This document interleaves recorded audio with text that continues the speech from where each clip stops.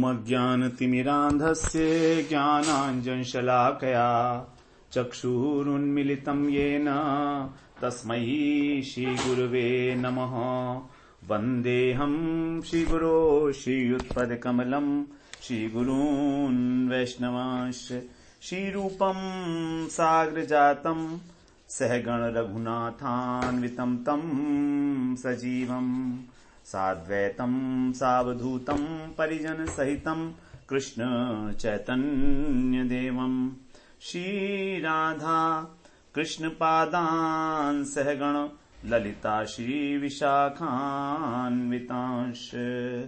तमादिदेवं करुणानिधानं तमालवर्णं सुहितावतारम् अपार संसार समुद्र सेतुं भजामहे भागवत स्वरूपम्। हे देव हे दैत हे भुवनैक बंधो हे कृष्ण हे चपल हे करुणैक सिंधो हे नाथ हे रमण हे नयनाभिराम हा हा कदानुभवितासि पदं दृशोर्मे। श्री कृष्ण चैतन्य प्रभो नित्यानंद श्री अद्वैत गदाधर शिवसदि गौरभक्त वृंद। हरे कृष्णा कृष्णा कृष्णा हरे हरे हरे राम राम राम हरे हरे। हरे कृष्णा। सर्वप्रथम मैं अपने गुरुपाद पद ओम विष्णुपाद अष्टोत्तरशत श्री श्रीमद् भक्तिवेदांत माधव गोस्वामी महाराज के चरण कमलों में अनंत कोटि दंडवत प्रणाम ज्ञापन करता हूं। हम लोग श्रीमद् भागवत पुराण में दशम स्कंध में भगवान की जो कैशोर लीलाएं हैं उसका हम लोग श्रवण कर रहे हैं। इसके अंदर हम लोग श्रवण करते करते 21वें अध्याय में प्रवेश किया है, जिसमें भगवान इसी अध्याय से जो है कैशोर लीलाओं का आरंभ हो रहा है। तो इस अध्याय के अंदर वेणु गीत का वर्णन है, अर्थात गोपियां किस प्रकार जब भगवान का वेणुनाद सुनती हैं तो उनके हृदय की क्या स्थिति है, किस प्रकार वो अत्यंत व्याकुल हो जाती हैं भगवान से मिलने के लिए, उसको यहां पर बड़े स्पष्ट रूप से बताया गया है। तो यहां पर जो है बता रहे हैं, हम लोग 8वें श्लोक तक श्रवण कर आए हैं। 8वें श्लोक में गोपियों ने जो सखा है भगवान के, उनके सौभाग्य का वर्णन किया कि ब्रज के अंदर जो सखा है भगवान के, क्योंकि चाहे घर में हो चाहे वन में हो, हमेशा कृष्ण के समीप रहते हैं। कृष्ण जो है इनके साथ अनेक प्रकार की क्रीड़ाएं करते हैं और ये कृष्ण के श्रीअंगों का स्पर्श कर सकते हैं, उनके साथ नृत्य गान कर सकते हैं, दर्शन तो करते ही हैं। लेकिन हम लोग देखिए कि किस प्रकार का हमारा जन्म है, हमको गोपी जन्म दिया और हम कुल वधू हैं, जी भरकर उनका दर्शन भी नहीं कर पाती हैं। तो यदि हम गोप बालक होती तो हमेशा कृष्ण के साथ रहती, इस प्रकार हमारा जीवन भी धन्य हो जाता। तो ये एक प्रेम का लक्षण है, दीनता। जब प्रेम हृदय में उत्पन्न हो जाता है तो वह व्यक्ति अत्यंत स्वयं को दीनहीन अनुभव करने लगता है। तो स्थावर जो प्राणी है, अर्थात पशु पक्षी, जो इस पशु पक्षी तो जंगम है, उनसे भी और स्थावर योनि है अर्थात वृक्ष इत्यादि से भी अपने को जो है अत्यंत तुच्छ मानने लगता है। यही प्रेम का जो है स्वरूप है। तो अब 9वें श्लोक में जो है यहां पर वेणु के सौभाग्य की वंदना वो कर रही हैं, ईर्ष्या कर रही हैं कि ये वेणु किस प्रकार की जो है भगवान के साथ रहती है हमेशा और अत्यंत सौभाग्यशालिनी है। तो कह रही हैं, गोप्य किमाचरदयं कुशलम स्म वेणुर्दामोदराधर सुधामपि गोपिकानां भुङ्क्ते स्वयं यदवशिष्ट रसं हृदिन्यो हृष्यत् त्वचोषु मुमुचुस्तर्वो यथार्याः। एक गोपी दूसरी गोपी से कह रही है, गोप्य है, अरे गोपियों बहुवचन में है तो सभी गोपियों को संबोधन कर रही है। गोपियों देखो तो सही, क्या किम आचरत, इसने क्या आचरण किया है, क्या साधन किया है इसने। अयम, इसने, अयम माने इसने, वेणु के लिए कहा जा रहा है कि इसने क्या आचरण किया है। क्यों कुशलम, कौन सा इसने पुण्य कार्य किया है, कुशलम कौन सा भजन किया है इसने, इसमें कि ये निश्चित रूप से जो ये वेणु है वो दामोदर के अधर सुधाम, दामोदर का जो अधरामत है उसको भी गोपिका नाम, जो गोपियों का ही निज धन है, जो दामोदर भगवान है उनका जो अधर सुधामृत है वो गोपियों का निज धन है, और इसको भी पान करता है ये निश्चित रूप से। इसने अत्यंत कठिन साधन किया है किसी पूर्व जन्म में इस वेणु ने, और फिर क्या करता है, स्वयं तो पान कर ही लेता है, यत माने फिर जिसके द्वारा अपने आकंठ पान करने के बाद, पूरा का पान करने के बाद अवशिष्ट, अर्थात एक अवशिष्ट एक बूंद भी शेष नहीं रहता, एक बूंद भी शेष नहीं रहता। तो इसने ऐसा क्या अनुष्ठान किया है महापुण्य का, जिसके फलस्वरूप जो भगवान एकमात्र गोपियों के भोग्य हैं, भगवान के अधरामृत पर जो केवल गोपियों का ही एकमात्र अधिकार है, उसका ये स्वतंत्र रूप से और जितना चाहे उतना इच्छा के अनुसार आस्वादन करता है, और अल्प मात्र भी हमारे लिए नहीं छोड़ता, एक अवशिष्ट नहीं छोड़ता बिल्कुल भी। तो ये जो वेणु है इसका सौभाग्य देखो कितना अतिशय सौभाग्यशाली है, और इसके सौभाग्य को देखकर क्या हो रहा है, इसके सौभाग्य को देखकर क्या हो रहा है, हृदय, हृदय माने नदियां, जो मानसी, गंगा इत्यादि सरोवर हैं वे हृष्यत माने आनंद का, आनंदित होना। तो हृष्यत का मतलब है आनंदित हो रही हैं, जो नदियां हैं, जो सरोवर हैं वो आनंदित हो रहे हैं। कैसे?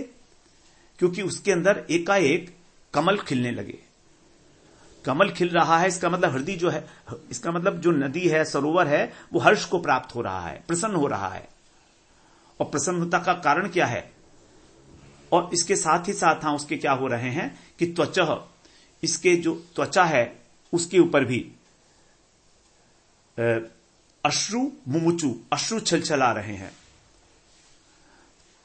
तो जिस प्रकार से जो कोई वृद्ध व्यक्ति, अगर उनके वंश में कोई भगवत प्रेमी संतान हो जाए तो उनके नेत्रों से आनंद के जिस प्रकार अश्रु छलकते हैं, उसी प्रकार जो वृक्ष हैं, वृक्षों की त्वचा अर्थात जो वृक्षों के अंदर जो वो छाल होती है, वो उससे भी जो है मधुधारा क्षरित हो रही है, मानो वृक्ष भी जो है नेत्रों से आनंद के अश्रु प्रवाहित कर रहे हैं।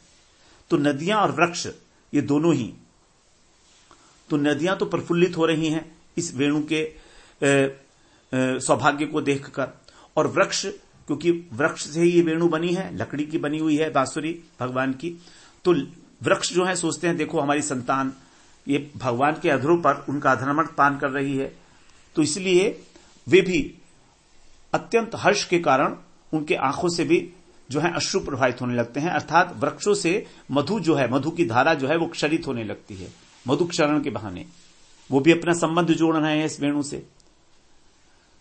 तो इस प्रकार यहां बताया कि कृष्ण के साथ मिलन के लिए जो गोपियां हैं वो अत्यंत उत्कंठित हो चुकी, अत्यंत अधीर है, और अपने उस एकांतिक कृष्ण से के प्रेम को छिपाने के लिए वो अविथा भाव को धारण करती हैं। तो पहले उन्होंने बलराम जी और कृष्ण की दोनों की ही जो है रूप माधुरी का वर्णन किया, लेकिन वो अधिक देर तक टिका नहीं। कृष्ण की रूप माधुरी अतिशय रूप से हृदय के अंदर स्फुरित होने लगी, तभी उन्होंने भगवान के अधरों के ऊपर वेणु को देखा। तो अब वहां वेणु को देखकर वो इसके सौभाग्य का वर्णन कर रही हैं कि देखो कैसा सौभाग्य है इसका। गोप बालक तो चलो ठीक है, गोप जाति में उत्पन्न हुए हैं, बचपन से कृष्ण के संगी हैं, उनके भाग्य तो क्या कहें, वो तो है ही, उनका तो जन्म सिद्ध अधिकार है कृष्ण के ऊपर। लेकिन ये वेणु को तो देखो, इसके सौभाग्य के बारे में हम क्या कहें। तो इस प्रकार से उनके अंदर जो है इस वेणु के मिथ्या सौभाग्य की कल्पना हुई, और वो ईर्ष्यापूर्वक कह रही हैं। वेणु से उनको ईर्ष्या हो रही है। अब सखाओं से उनको ईर्ष्या नहीं हुई थी, क्योंकि सखा जो है वो बचपन से ही कृष्ण के साथ क्रीड़ा करते हैं, तो ठीक भी है, वो उनके सखा हैं। लेकिन इस वेणु को देखो, ये तो जड़ है, नीरस है, बांस का एक टुकड़ा है, और क्या है। तो ऐसी क्या तपस्या की, क्या दान पुण्य यज्ञ किए, तीर्थों में स्नान किया कि कृष्ण के अधरों पर विराजमान रहता है ये वेणु? तो दूसरी सखी कहती है इसने कोई पुण्य काम नहीं किया है। यदि इसने कोई पुण्य काम किया होता तो स्थावर कुल में जन्म क्यों लेता? ये तो जड़ योनि में है ना। अब जड़ योनि तो उसी को प्राप्त होती है जो अत्यंत निकृष्ट कार्य करता है। स्थावर योनि, वृक्ष इत्यादि की जो योनि है, पेड़ पौधे की योनि, वो तो उसी को प्राप्त होती है जो तामसिक होता है। तो दूसरी बोलती है कि नहीं नहीं, ऐसा नहीं है। उसके बाद भी ये तामसिक योनि में, स्थावर योनि में उत्पन्न तो हुआ, लेकिन क्योंकि कृष्ण के अधरों पर हमेशा विराजमान है, उनका संग प्राप्त कर रहा है। देखो तो कृष्ण कभी कितना प्यार करते हैं इसको, कभी अपने हाथों में लेते हैं, कभी इसका चुम्बन करते हैं, कभी इसको अपने कमर में धारण करते हैं, कभी फेटे में घोंस लेते हैं, कभी इसके अंदर से अपने अधरामृत का सिंचन करते हैं। अगर वृंदावन में कोई सौभाग्यवान है तो बस केवल वेणु ही है। और विधाता ने हमको तो गोपी का जन्म देकर सब प्रकार के सौभाग्य से वह रहित कर दिया। हम काश हमारा भी वेणु के रूप में ही जन्म होता, बांस बन जाते हम कम से कम, फिर भगवान कृष्ण के साथ हम मिल तो सकते थे स्वच्छंद रूप से। आज तो हम गोपी बने हुए हैं, कृष्ण से ना तो मिल सकती हैं, ना उनकी सेवा कर सकती हैं। तो निश्चित रूप से पूर्व जन्म में इसने कोई बहुत बड़ी कठिन तपस्या की है। हम नहीं जानती कि इसने क्या किया है, और यदि हम जानती तो हम भी ऐसा कर लेते। तो इसलिए अब वो सोचती हैं कि चलो हम क्या करते हैं, सब मिलकर पौर्णमासी जी के पास चलते हैं, क्योंकि पौर्णमासी जो है वहां भगवान की जो है वहां पर जितनी भी लीलाएं हैं उसका विधान सब पौर्णमासी करती हैं ब्रज के अंदर। तो पौर्णमासी जी जो है भूत भविष्य वर्तमान को जानने वाली है, तपस्विनी है, उनसे पूछकर जो वो कहेंगी उस प्रकार से हम लोग आचरण करेंगे।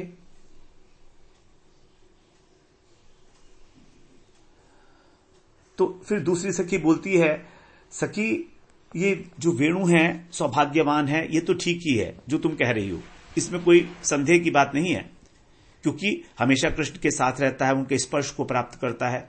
लेकिन एक बात तो माननी पड़ेगी कि इस सौभाग्य को प्राप्त करके ये बड़ा अहंकारी हो गया है, इसके अंदर बड़ा अहंकार हो गया है, और ये अहंकार हम लोग सहन नहीं कर पा रहे हैं। क्यों? अहंकार क्या है इसका? गोपिका नाम दामोदरा दामोदराधर सुधामपि, अर्थात जो गोपियों की एकमात्र संपत्ति है श्री कृष्ण का अधरामृत, उसको अपनी संपत्ति मान बैठा है। ये हमारी संपत्ति के ऊपर इसने अनधिकार चेष्टा करके और उस पर अपना अधिकार कर लिया है। अब कृष्ण गोपवंश में जन्मे हैं, हम भी गोपवंश में जन्मी है, बचपन से ही हम साथ में खेले भी हैं, हमारे प्रियतम है कृष्ण। तो इसलिए कृष्ण के अधरामृत पर तो केवल हमारा ही अधिकार होना चाहिए। लेकिन ये देखो तो निर्लज्ज वेणु कितना अहंकारी, कोई लज्जा भी नहीं है इसको।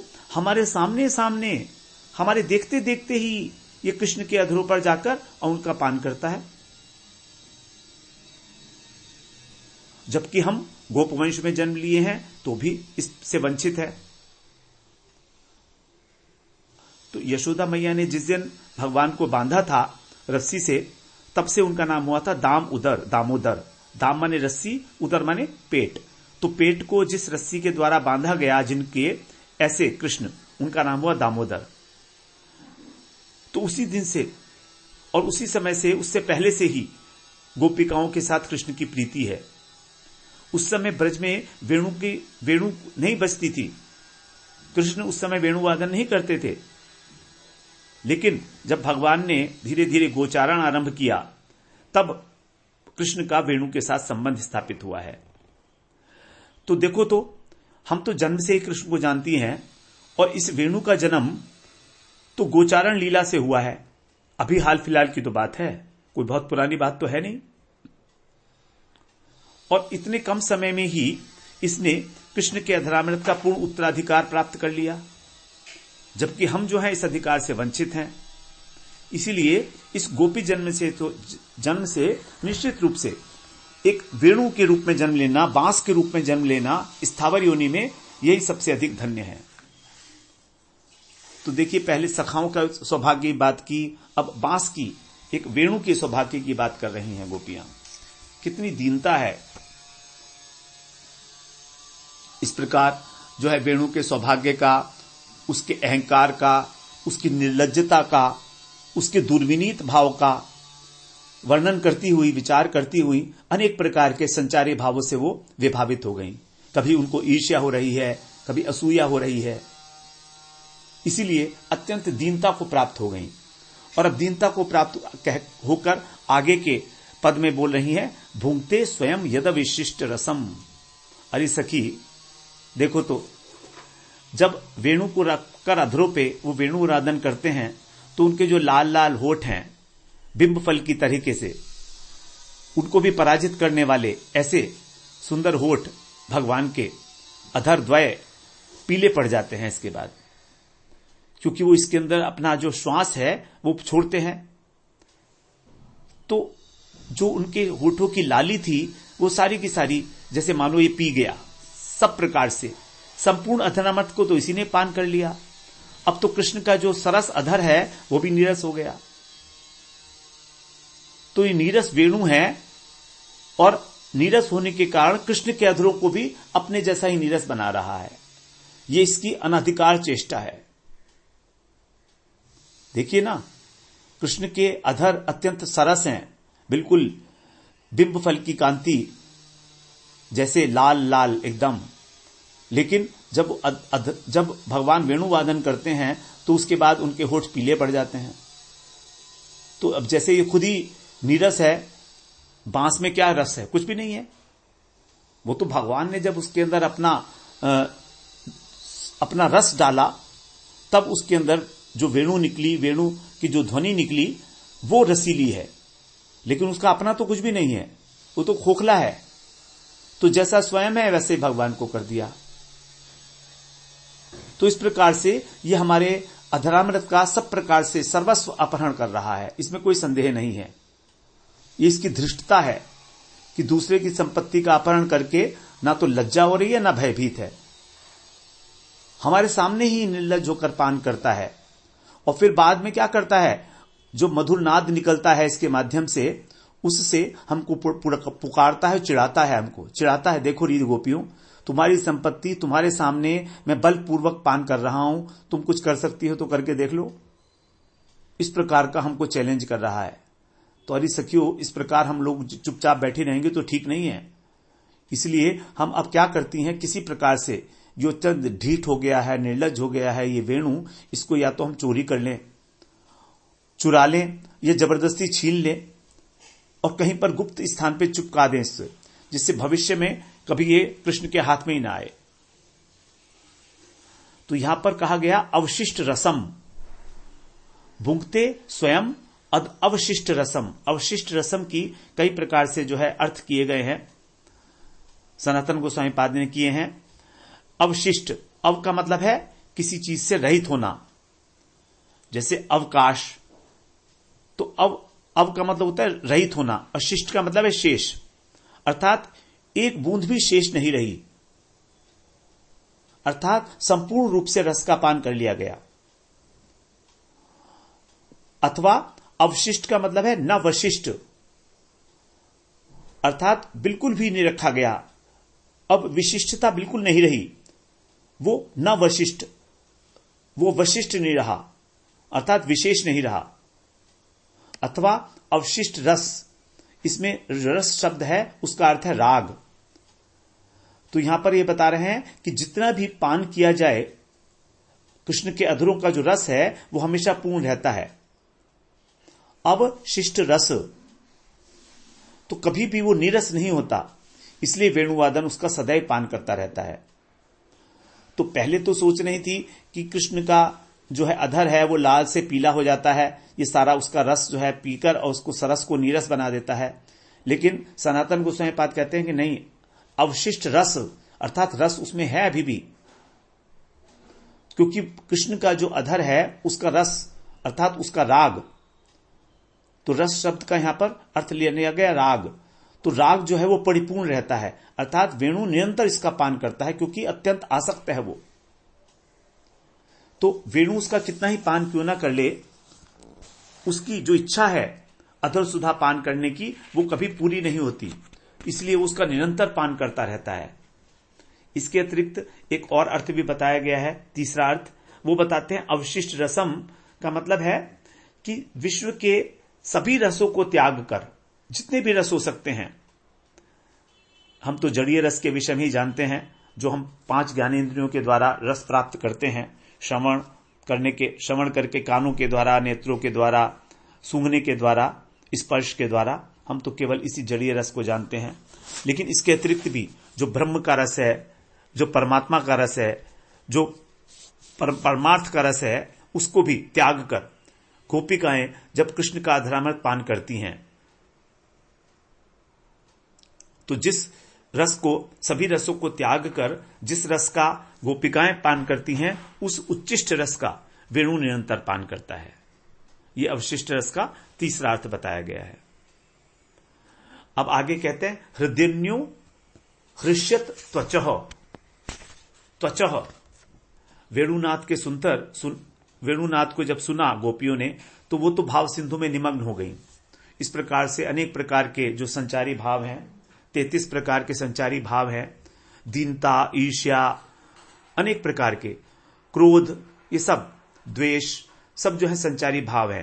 तो इन संचारी भावों रूपी लहरों के ऊपर वो जो है आंदोलित हो रही हैं, डूबती उतराती रहती हैं, नाना प्रकार से वेणु के सौभाग्य का वर्णन करती हैं।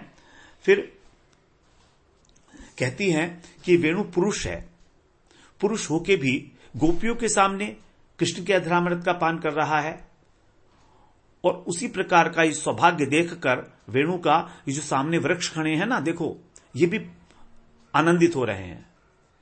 इनके अंदर भी फूल और फल जो हैं लदे हुए हैं, और इनकी जो छाल है, त्वचा है, उससे मधु का क्षरण हो रहा है, झरने रहा है, मानो वो अपनी संतान का ऐसा परम सौभाग्य देखकर रोमांचित हो रहे हैं, अथवा गर्व से प्रेमाश्रु विसर्जन कर रहे हैं। बड़ा गर्व होता है जब हमारी संतान भगवत भजन करती है, भगवान के लिए एकनिष्ठ होकर।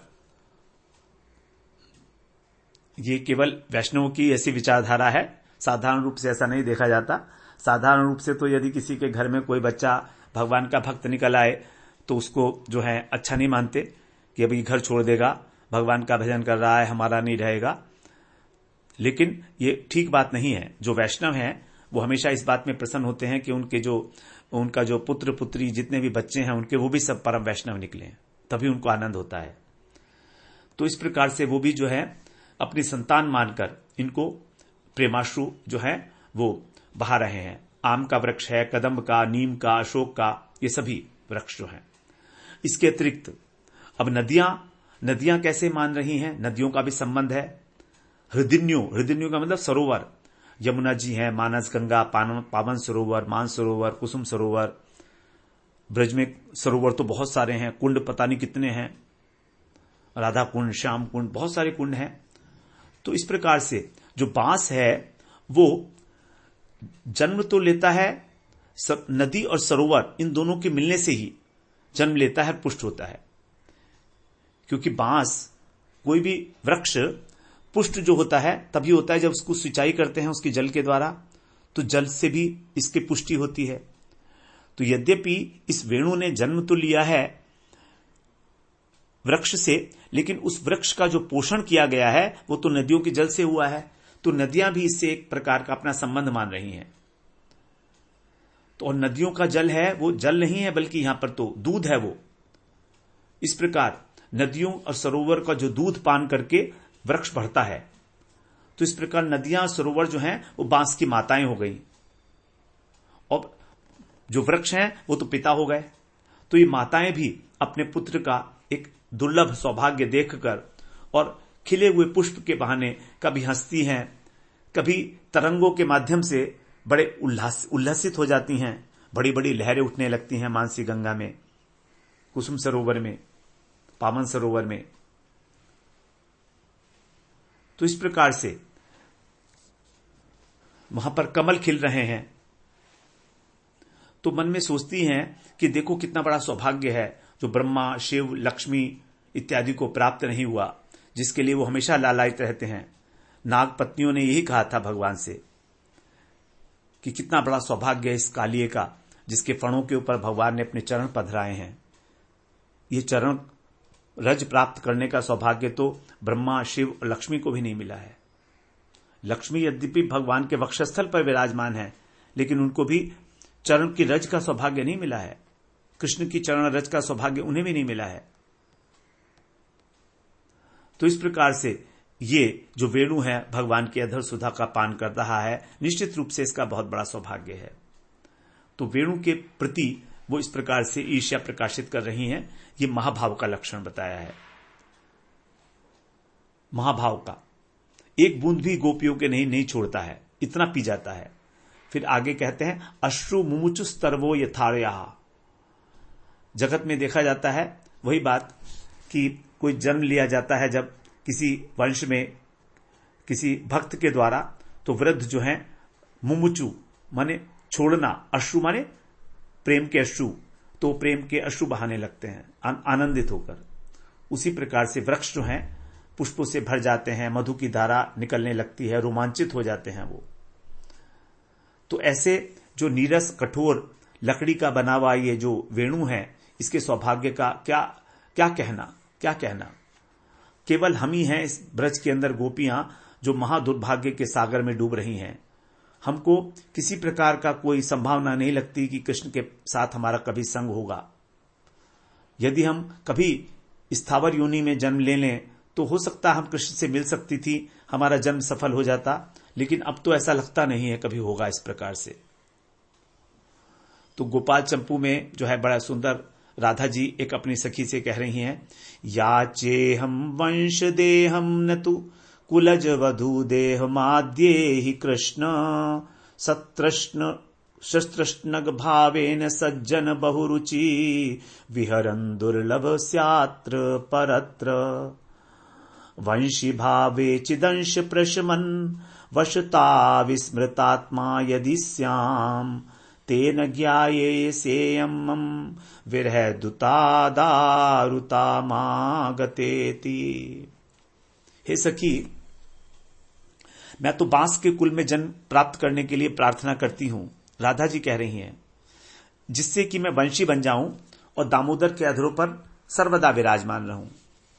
मैं उत्तम कुल में उत्पन्न हुई वधु शरीर की याचना नहीं करती, क्योंकि जो बांस की बनी हुई ये वंशी है, ये श्री कृष्ण को सतृष्ण भाव से उनमें आसक्त होकर अत्यंत रुचि पूर्वक उनके अधरों पर विहार करती है। उनके लिए अत्यंत सुलभ है।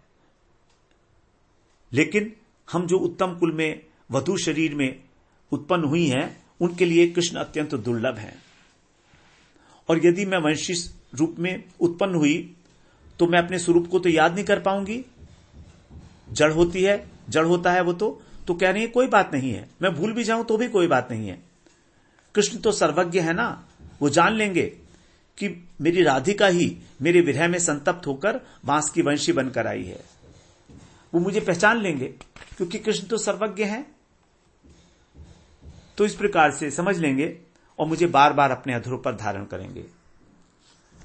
उज्ज्वल नीलमणि में जो है गुरु गोस्वामी बोलते हैं, मुकुंद महिषी वृंदैरप्य सात्वी दुर्लभ ब्रज देव्यक संवेद्यो महाभावाख्योच्यते वरामृत स्वरूप श्री स्वम स्वरूपम मनोनयेत सरूढ़श्चाधिरूढ़श्चेत युच्यते द्विविधो बुधई। कह रहे हैं ये गोपियों का जो भाव है, जो यहां पर इस प्रसंग में देखा जा रहा है, यह अत्यंत दुर्लभ है।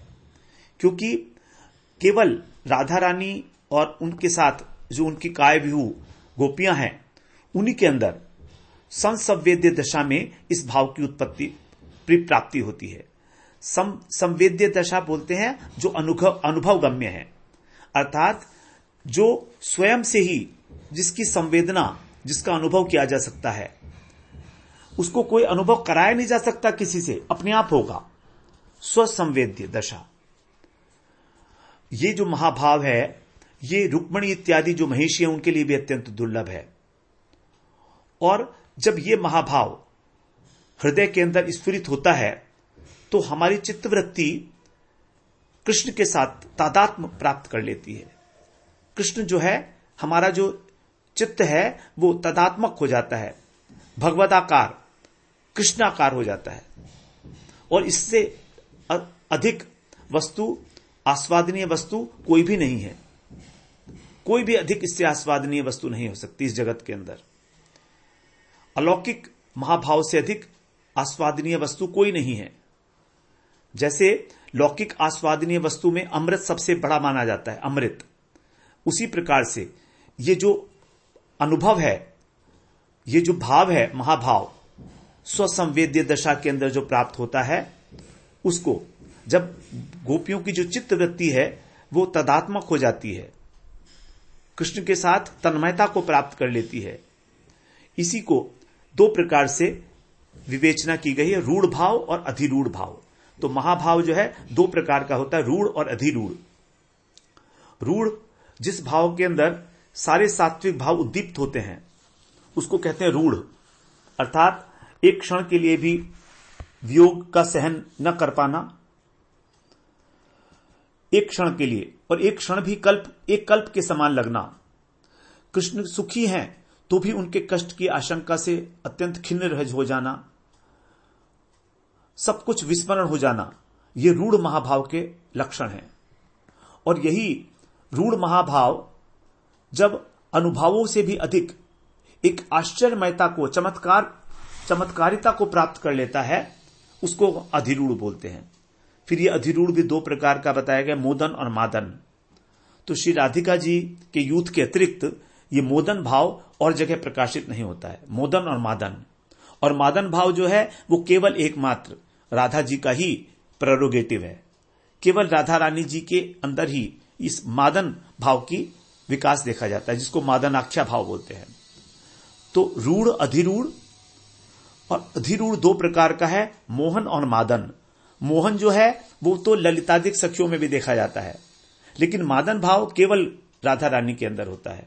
ये एक विचित्र प्रेम वैचित्र्य की स्थिति है, जब कृष्ण के समीप होने पर भी उनको ऐसा अनुभव होता है कि वो कृष्ण से बहुत दूर है। तो इस प्रकार से मोदन और मादन ये दो भाव हैं, और किसी किसी विरह अवस्था में जो मोदन भाव है वही मोहन बन जाता है। इस प्रकार से प्रेम से लेकर और मादनाख्या भाव तक अनेक प्रकार के भाव हैं, जो हम आने वाले समय में श्रवण करेंगे, जैसे भी प्रसंग होगा उस प्रकार से। तो ये जो भगवान की वेणु है, इसमें इसके कई स्वरूप बताए गए हैं। एक स्वरूप है इसका आदि भौतिक स्वरूप, अर्थात जो अनेक प्रकार के जिसके अंदर छिद्र हैं, और एक प्रकार का वाद्य यंत्र है जो बांस का बना हुआ है, उसको हम बोलते हैं इसका आदि भौतिक स्वरूप, जो हम देखते हैं। दूसरा इसका स्वरूप है जो अर्थवेदीय कृष्णोपनिषद है, उसमें बताया गया है। क्या बताया है उसमें कि गोप्यो गावः ऋचयस्तस्य यष्टिका कमलासनः वंशस्तु भगवान रुद्र श्रृंगम इंद्र संगोसुर है। अर्थात जो गोपियां और गाय हैं वो ऋचाओं का स्वरूप है, उसका जो आदिदैविक स्वरूप है गोपियों का वो है ऋचा, और लकुटी है ब्रह्मा, वंशी को रुद्र कहा गया है और इंद्र को श्रृंग बताया गया है। ये इसका आदिदैविक स्वरूप है देवताओं के रूप में। रुद्रो येन कृतो वंशस्तस्य माया जगत कथम, रुद्र है इसका वंशी का स्वरूप। और जो आध्यात्मिक स्वरूप है वो है रस तत्व, जो कृष्ण से सर्वथा अभिन्न है, जो ऐसा रस तत्व स्वरूपिणी ये वंशी, ये इसका आध्यात्मिक स्वरूप है। और निकुंज के अंदर वंशी जो है मूर्तिमान हित नाम की एक सखी है, जिसको ब्रह्म संहिता में कहा गया है कथा गानम नाट्यम गमनपि वंशी प्रिय सखी। वंशी एक प्रिय सखी भी है। और इसी वंशी का जो राधा वल्लभ संप्रदाय है उसमें आचार्य हित हरिवंशी को वंशी का अवतार बताया गया है। तो इस प्रकार से इस वंशी के अनेक स्वरूप बताए गए हैं। और इसके अतिरिक्त ये वंशी का जो निनाद है, वंशी का जो वेणु का जो नाद है, वो दोनों प्रकार से विरुद्ध धर्माश्रयी है। विष भी पिलाता है और अमृत भी, विष और अमृत का एकत्र मिलन है। ये वंशी ध्वनि से जो गोपियां हैं उनकी प्रीति की जो सरिता है वो उमड़ पड़ती है, और सारे मर्यादाओं को तोड़कर कृष्ण की ओर धावित होने लगती है। इस प्रकार की। तो यहां पर दो किनारे हैं उस मर्यादा के, एक तो वेद के द्वारा मर्यादित धर्म है और दूसरा लोक लज्जा। तो वेद मर्यादा और लोक लज्जा, ये दोनों किनारे। तो जब भगवान आगे, ये तो अभी पूर्व राग की स्थिति है, लेकिन आगे जब भगवान वंशी वादन करेंगे तो वहां पर सारे किनारे टूट जाएंगे। मन की जो बाधा है, जो धैर्य है, वो भी बह जाएगा। तन की बाधा अर्थात परिवार का विरोध, वो भी जो है गोपियां तोड़कर और अबाध रूप से कृष्ण की ओर जो है वो प्रस्थान करेंगी। इस प्रकार से ये वंशी सब कुछ जो है सब चीजों से मुक्त कर देती है, सब प्रकार के बंधनों से मुक्त कर देती है। ब्रह्मा जी कहते तो यही तो कह रहे हैं जब वो कहते हैं तावत रागास्तेन, अर्थात ये राग द्वेष तभी तक चोर हैं, हमारा जो घर है वो तभी तक कारागार है, और तभी तक हमारे हाथ पैर में मोह की हथकड़ी लगी है जब तक कृष्ण ये जीव आपका जन नहीं हो जाता, आपका भक्त नहीं हो जाता। हम लोग 10वें स्कंद में ही 14वें अध्याय में श्रवण किए हैं 36वें श्लोक में। तो जैसे ही कोई जीव भगवान का भक्त हो जाता है, भगवान का निज जन हो जाता है, तब उसके अंतःकरण में जो शुद्ध सत्व जागृत होता है, उस अंतःकरण के अंदर ही कृष्ण का आविर्भाव हो जाता है। उसी शुद्ध सत्व को कहा गया वसुदेव। वसुदेव जी का जो हृदय है वो शुद्ध सत्व है, और उस शुद्ध सत्व के अंदर ही सबसे पहले कृष्ण आविर्भूत होते हैं। तब उस समय ये जो राग द्वेष हैं इस संसार के, ये अब चोर नहीं रहते, अब ये सहायक बन जाते हैं। जो घर का कारागार है उसके ताले अपने आप खुल जाते हैं। जैसे जब वसुदेव जी ने कृष्ण को अपने बाहों में धारण किया तो कंस की जो कारागार थी उसके सारे ताले खुल गए, हथकड़ियां बेड़ियां सब टूट गईं। कारण क्या था? कारण यही था कि उन्होंने जो है अब शुद्ध सत्व, अर्थात जहां पर शुद्ध सत्व से उदय जो कृष्ण रूपी चंद्रमा है उनको धारण करने से। तो उसी प्रकार से गोपियों का जो हृदय है जब वो शुद्ध सत्व को धारण कर लेता है तो किसी प्रकार का बंधन, किसी प्रकार की बेड़ी उनको रोक नहीं पाएगी। और ब्रज गोपियां तो सब प्रकार से कृष्ण की हो चुकी हैं। तो इस प्रकार से कृष्ण ग्रहित मानसा कहा गया है। कृष्ण ग्रहित मानसा अर्थात कृष्ण रूपी ग्रह ने इनके मन को ग्रहण कर लिया है, डस लिया है, ग्रास कर लिया है। इसलिए लोक लज्जा का जो ताला था, वेदों का जो बंधन था, लज्जा की जो हथकड़ी थी, मोह की जो बेड़ियां थी, ये टूट गई। तो कोई बहुत बड़ी बात नहीं है, वो तो टूटनी ही है, क्योंकि अब यहां तो कृष्ण रूपी जो ग्रह है उसने इनको ग्रास कर रखा है। इस प्रकार से जो है गोपियां इस पूर्व राग की अवस्था के अंदर भी और अत्यंत प्रेम में विभोर हो जाती हैं। अभी यहां तो केवल पूर्व राग की स्थिति है, लेकिन जब आगे इसी वंशी ध्वनि को, वेणु ध्वनि को सुनकर कृष्ण के लिए वो भागेंगी घर छोड़कर अपना रात्रि के समय, तब उसको ध्यान में रखते हुए एक जो भक्त हैं उनके हृदय से उद्गार निकले हैं। कहते हैं नाद के पंथ में अचूक अटूट चली, भूली ना इत उत सुधी ही पगधारी है, अटकाए ना अटकी पट खोली घूंघट की, फोरी माया मटकी सो छिटकी गोप नारी है, बाधा सब गई चटकी, बाधा सब गई चटकी, अटकी जाए श्याम संग, हठ की अति घट की रस रास सुधा सारी है, विष अरु रस कहा जाने कोई वंशी को जू, जाने प्रेमानंद एक प्यारी ब्रज नारी है, जाने प्रेमानंद एक प्यारी ब्रज नारी है। इस प्रकार ये वंशी का, वेणु का प्रभाव हम लोगों ने 9वें श्लोक में श्रवण किया। अब हम अगले सत्र में 10वें श्लोक में प्रवेश करेंगे। वांछा कल्पतरुभ्यश्च कृपा सिंधुभ्य एव च पतितानां पावनेभ्यो वैष्णवेभ्यो नमो नमः।